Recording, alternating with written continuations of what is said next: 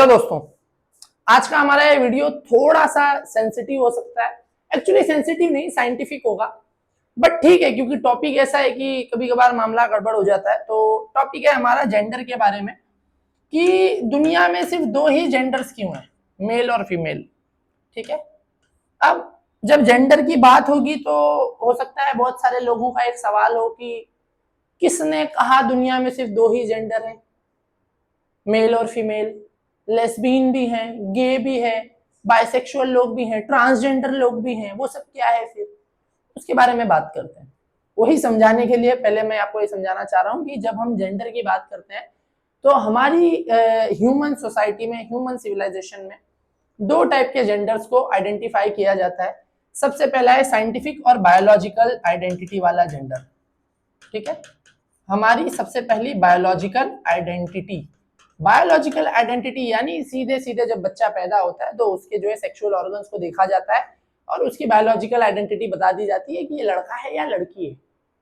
By birth कोई lesbian, गे और transgender वगैरह नहीं होता है।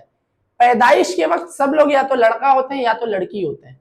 तो जब हम बायोलॉजिकल आइडेंटिटी की बात कर रहे हैं तो जब आप पैदा होगे तो या तो मेल आइडेंटिटी होगी या तो फीमेल आइडेंटिटी होगी। तो मुझे उम्मीद है कि यहां तक का मामला आपको एकदम क्लियर है।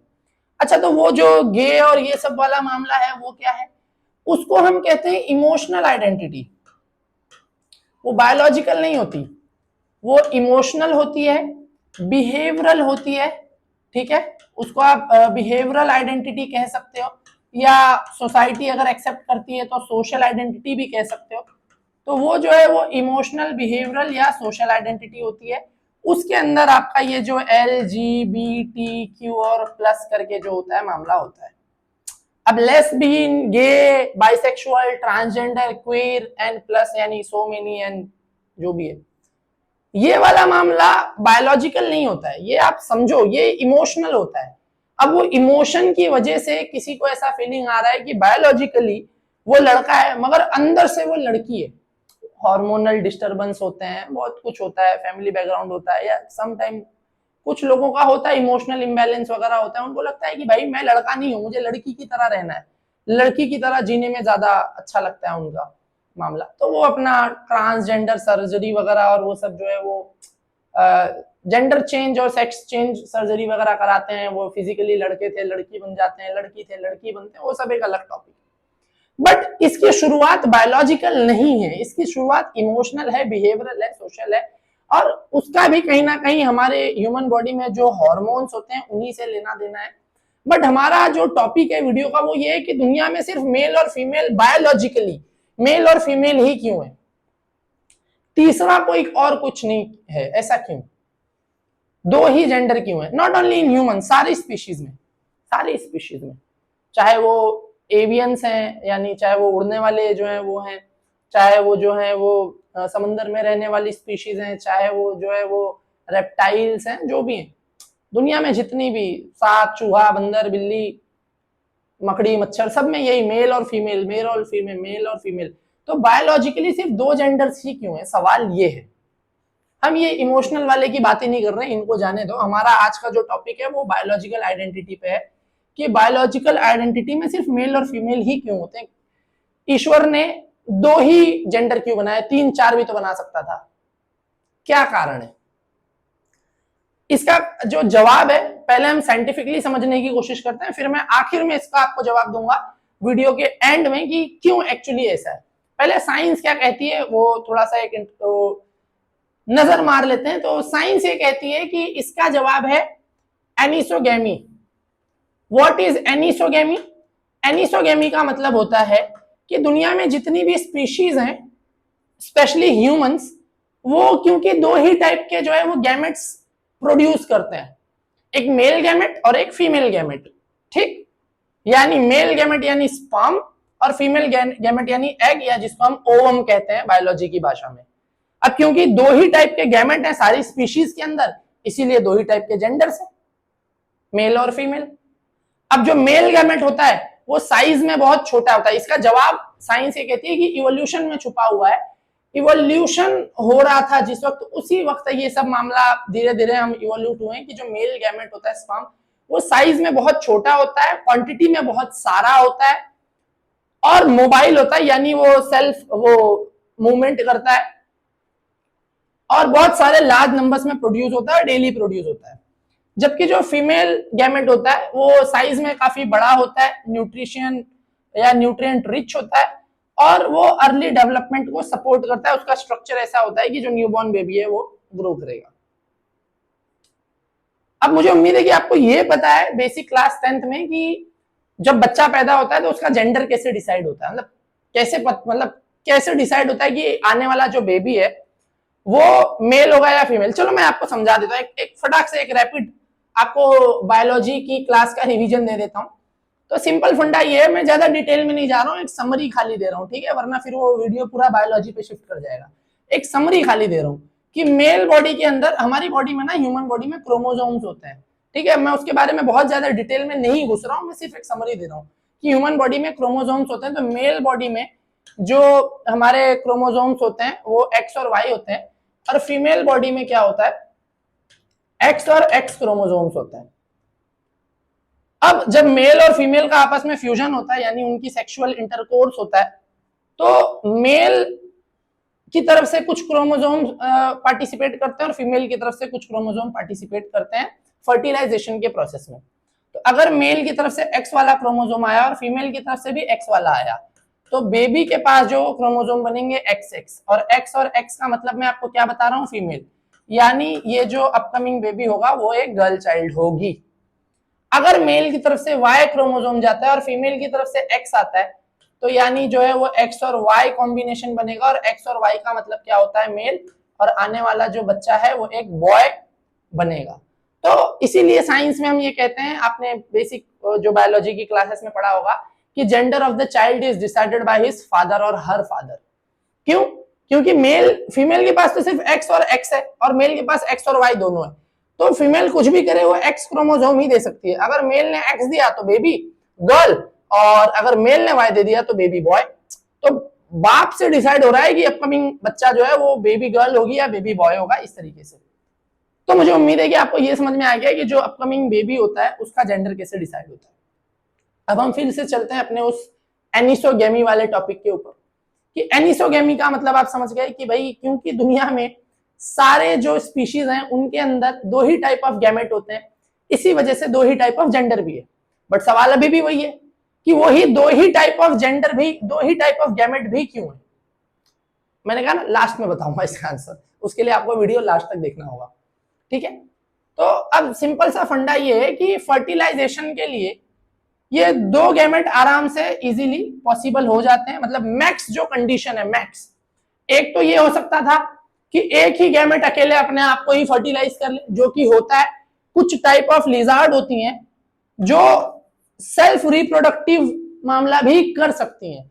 लिजार्ड्स में भी मेल और फीमेल दोनों होते हैं, बट वो मेल और फीमेल वाला भी सेक्सुअल रिप्रोडक्शन कर सकते हैं और वो सेल्फ रिप्रोडक्शन भी कर सकते हैं। यानी कुछ टाइप ऑफ फीमेल लिजार्ड्स होती हैं जो खुद ही जब उनका मूड होता है तो वो अपने आप को प्रेग्नेंट कर लेती हैं।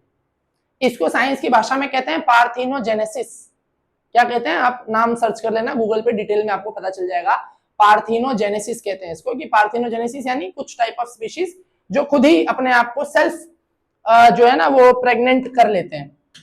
तो अब अगर मैं आपको आसान भाषा में समझाने की कोशिश करूं तो एक तो कंडीशन ये कि एक ही गैमेट है, एक गैमेट है और वो खुद ही अपने आप को जो है वो मल्टीप्लाई कर रहा है, जैसे यूनिसेल्युलर ऑर्गेनिजम्स करते हैं, ठीक है। एक ही गैमेट है और उसी में आपस में मेल और फीमेल वो खुद को प्रेग्नेंट कर रहा है और ये मामला हो रहा है। ये फर्स्ट कंडीशन है। सेकंड कंडीशन है कि एक है और उसका और एक अपोजिट है और ये दोनों मिल के जो है वो मामला कर रहे हैं। अब अननेसेसरी, अब दो पे इनफ हो जाता है, थर्ड की जरूरत है नहीं, फोर्थ की जरूरत है नहीं, फिफ्थ की जरूरत है नहीं, सिक्स की जरूरत है नहीं, दो इनफ हो जाता है। इसी वजह से ये जो एनिसोगेमी है वो ये कहती है क्योंकि दो गैमेट इनफ होते हैं फर्टिलाइजेशन के प्रोसेस के लिए, इसलिए मां प्रकृति ने, मदर नेचर ने दो ही गैमेट तक का इवोल्यूशन बाकी रखा। थर्ड गैमेट तक हम अभी तक पहुंचे नहीं। मे बी मिलियंस और बिलियंस ऑफ ईयर बाद कभी और ऐसा कुछ मामला हो जाए तो हो जाए, ठीक है। तो actually there is no need for the third type of gamete. क्यों?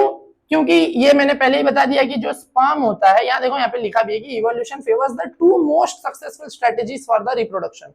थर्ड मीडियम की कोई जरूरत नहीं है। और इवोल्यूशन का मतलब क्या होता है, we live for best survival, हम सर्वाइवल एक्सपर्ट होते हैं। हमारी जो बॉडी होती है ह्यूमंस की या ऑल सारी स्पीशीज की, वो हर हाल में सर्वाइव करना चाहती है। तो सर्वाइवल के लिए जो भी बेस्ट पॉसिबल कंडीशन होगी वो उसी को अडेप्ट करती है। और हमारे जो जिन एनिमल्स की हम बात कर रहे हैं, ठीक है, उन सब के अंदर ये 2 गैमेट की possibility best possible suitable condition थी, तो वहीं पे हम इवोल्यूट करके रह गए। अब स्पर्म बहुत छोटे होते हैं, ओवम बड़ा होता है, एक ओवम के ऊपर बहुत सारे स्पर्म्स जो है वैसे ऐसे ऐसे ऐसे ऐसे, आपने बेसिक क्लास में पढ़ा होगा कि जाके ऐसे चिपक जाते हैं।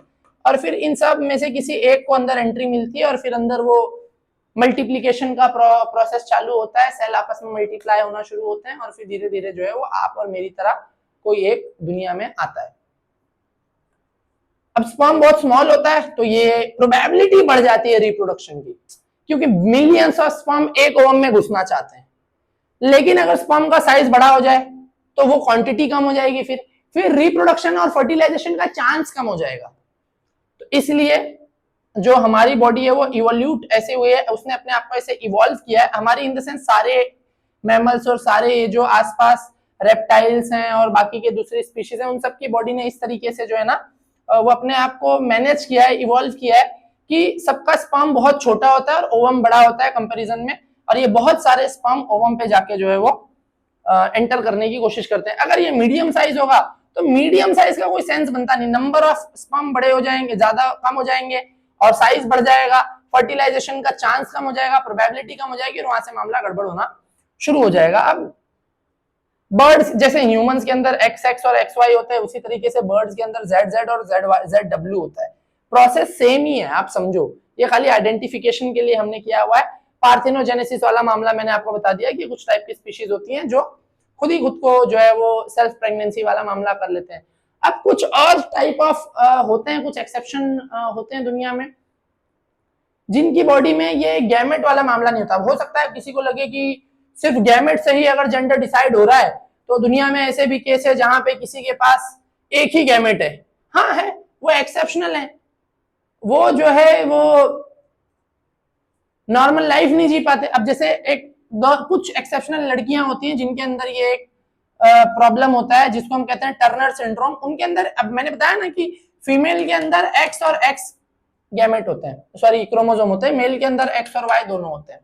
अब अगर गलती से किसी लड़की के बॉडी में एक ही X क्रोमोसोम रहे और बाकी का जो है वो गायब हो जाए, बाकी का ना रहे, या उसकी बॉडी में कुछ हो गया, कुछ मामला, एक ही है खाली, तो उसको टर्नर सिंड्रोम हो जाएगा। नहीं, उस लड़की के जो सेक्सुअल ऑर्गन्स है, रिप्रोडक्टिव ऑर्गन्स है, वो अच्छे से डेवलप नहीं होंगे, उनमें कुछ मामला ऊपर नीचे हो जाता है। उसी तरीके से बॉयज का होता है, क्लिनफिल्टर सिंड्रोम होता है, X और Y होना चाहिए था, गलती से एक और X आ गया, तो अब इन दोनों X की वजह से उसकी बॉडी को लग रहा है मैं फीमेल हूं, लेकिन इसकी वजह से उसकी बॉडी को लग रहा है नहीं मैं मेल हूं। उसके सेक्सुअल ऑर्गन्स ढंग से डेवलप नहीं होंगे और उसका बिहेवियर अजीब सा होगा, मूड उसका अजीब सा होगा, हार्मोनल डिस्टर्बेंस होगा पूरी बॉडी में, और ये सब एक्सेप्शनल और रेयर कंडीशन है। इन जनरल हम बात कर रहे हैं कि in general 2 he biological genders क्यों होते हैं, ठीक है। तो और ये तो मैंने आपको पहले ही समझा दिया कि भाई बायोलॉजिकल सेक्स और जेंडर यानी ये जो इमोशनल वाला मामला होता है वो क्या होता है। तो मुझे उम्मीद है कि आपको यहां तक समझ में आया कि साइंस क्या इसका जवाब देने की कोशिश करती है। साइंस ये कहती है कि भाई बेसिकली इवोल्यूशन के थ्रू हमको 2 ही जेंडर की जरूरत थी सारी स्पीशीज को, इसलिए 2 ही जेंडर है। उससे ज्यादा की अगर जरूरत होती तो उससे ज्यादा भी होते, उससे ज्यादा की जरूरत नहीं हुई कभी। अब हम बात करते हैं फिलॉसफी इसके बारे में क्या कहती है। तो फिलॉसफी का फंडा एकदम सिंपल है। फिलॉसफी ये कहती है कि देखो, मेल और फीमेल एक दूसरे के अपोजिट जेंडर्स हैं, कॉन्ट्राडिक्टरी जेंडर्स हैं, उनकी साइकोलॉजी एक दूसरे से अलग है और उनका बिहेवियर एक दूसरे से अलग है, उनका सब कुछ एक दूसरे से अलग है। और दुनिया में जितनी भी कॉन्ट्राडिक्शन वाली चीजें हैं वो मतलब एक का अपोजिट एक ही होता है, आप ये समझो। एग्जाम्पल के तौर पे मैं आपसे पूछूं स्मॉल का अपोजिट क्या होता है, आप कहोगे बिग या लार्ज। बिग और लार्ज अल्टीमेटली एक ही चीज है, एक ही चीज के 2 अलग अलग नाम दिए हुए हैं, कॉन्टेक्चुअल होते हैं। तो स्मॉल का अपोजिट बिग होता है। मैं कहूं नहीं, स्मॉल का अपोजिट बिग तो है, लेकिन स्मॉल का अपोजिट मीडियम भी कर लेते हैं। मीडियम कैसे? एक चीज अगर छोटी है तो उसका अपोजिट बिग है, नहीं हम लोग मीडियम कर लेते हैं ना, वो मीडियम भी इसके मुकाबले बिग ही है। तो स्मॉल का अपोजिट हमेशा उस स्मॉल के मुकाबले बिग यही होगा। आप समझ रहे हैं बात? तो वैसा प्लस का अपोजिट क्या होता है? माइनस। मल्टीप्लीकेशन का अपोजिट क्या होता है? डिवीजन। आप कहोगे नहीं कुछ मीडियम पाथ, नहीं भाई ये कॉन्ट्राडिक्टरी चीजें हैं। तो दुनिया में जितनी भी कॉन्ट्राडिक्शंस है वो दो की नंबर्स में ही होती हैं, मतलब अपोजिट वन वर्सेस वन वाला ही मामला होता है। और ये जो ह्यूमंस हैं यहाँ पे भी एक जेंडर के मुकाबले एक ही जेंडर है, मेल वर्सेस फीमेल। वर्सेस जब मैं बोल रहा हूं तो ये कोई कंपटीशन नहीं है कि हमको उनको हराना है या उन्होंने हमको हराना है, समझाने के लिए बोल रहा हूं कि मेल वर्सेस फीमेल ही है। और साइंस इसका बहुत खूबसूरत जवाब देता है कि भाई इवोल्यूशन के थ्रू हमको उतनी ही जरूरत थी, तीसरी चीज की कोई जरूरत नहीं थी। अब ये जो ट्रांसजेंडर वगैरह वाला मामला होता है और ये सब होता है, या कोई एक्सेप्शनल दुनिया में कुछ होती है जिनको ट्रांस गर्ल और इस तरीके से कहा जाता है, यानी उनके सेक्सुअल ऑर्गन तो मेल वाला होता है बट उनके जो है वो बिहेवियर पूरा फीमेल की तरह होता है, वो लुक वाइज दिखते हैं भी फीमेल जैसी, ऐसा कुछ। तो एक्चुअली बायोलॉजिकली तो वो मेल ही है, क्योंकि अगर मेल वाला सेक्सुअल ऑर्गन है तो जब वो पैदा हुआ होगा या हुई होगी तो डॉक्टर ने क्या बताया होगा कि आपके घर क्या पैदा हुआ है? मेल। वही आइडेंटिटी, तो बायोलॉजिकल आइडेंटिटी उसकी भी मेल ही है। फिर उसकी बॉडी में चेक किया जाएगा कि क्रोमोसोम कौन कौन से अवेलेबल है। अगर क्रोमोसोम एक्स और वाई अवेलेबल है तो उसकी बायोलॉजिकल आइडेंटिटी मेल है, भले वो कितना भी नहीं मैं तो लड़की हूँ ये वो कितना भी वो करे, उसका वो इमोशनल बिहेवियर है, वो पूरा अलग मामला है। ठीक है, तो मुझे उम्मीद है कि आपको यहाँ तक समझ में आया कि बेस्ट आंसर यही है कि भाई इवोल्यूशन के थ्रू हमको दो ही जेंडर की जरूरत थी, इसलिए दो ही जेंडर हैं, अगर उससे ज्यादा की जरूरत होती तो उससे ज्यादा होते हैं। मुझे उम्मीद है दोस्तों कि आपको आज का वीडियो पसंद आया होगा। अगर वीडियो से कुछ भी नया जानने को मिला, कोई भी नई चीज सीखने को मिली, या कोई नया कॉन्सेप्ट मिला सोचने के लिए, रिसर्च करने के लिए, लोगों से बात करने के लिए, तो वीडियो को लाइक जरूर कर देना, फ्रेंड्स के साथ फैमिली के साथ शेयर करो। इसी तरीके की और शॉर्ट वीडियोस देखने के लिए मुझे इंस्टाग्राम पे भी फॉलो कर सकते हैं। मिलते हैं नेक्स्ट वीडियो में, फिलहाल के लिए गुड बाय।